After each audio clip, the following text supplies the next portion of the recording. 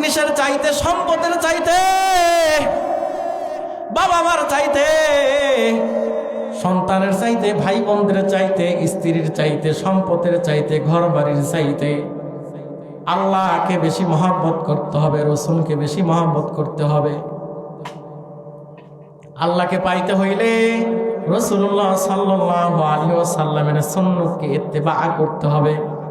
আল্লাহ রাব্বুল আলামিন কোরআনুল কারীমের ভিতরে আল্লাহ তাআলা সূরা আল ইমরানের ভিতরে আল্লাহ তাআলা জানায় দেন, কুল ইন কুনতুম তুহিব্বুনাল্লাহ ফাত্তাবিউনি ওয়া ইউহিব্বুকুমুল্লাহ ওয়া ইয়াগফির লাকুম যুনুবাকুম আল্লাহু গফুরুর রহিম।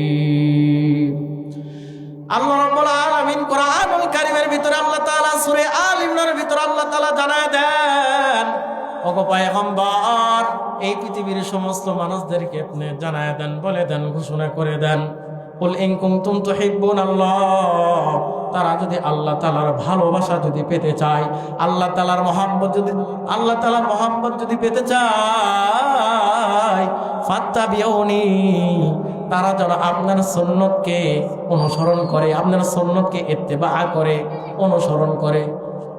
ওয়া ইউহিব্বুকুমুল্লাহ, তাহলে আল্লাহ রাব্বুল আলামিন তাদেরকে ভালোবাসবেন। সুবহানাল্লাহি ওয়া বিহামদিহি। শুধু তাই নয়, আল্লাহ রাব্বুল আলামিন ইয়াগফির লাকুম যুনুবাকুম, আল্লাহ রাব্বুল আলামিন ওই সমস্ত বান্দাদের গুনাহকে আল্লাহ তাআলা মাফ করে দিবে।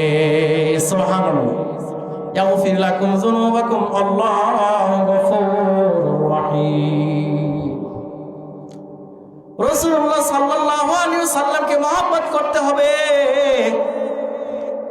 আজকে আমাদের ভিতরে দুনিয়ার মহব্বত থাকার কারণে, দুনিয়ার ভালোবাসা থাকার কারণে আমরা আজকে আল্লাহ তাআলার ইবাদত থেকে, আল্লাহ তাআলার দাসত্ব থেকে, আল্লাহ তাআলার গোলামি থেকে আমরা আজকে দূরে।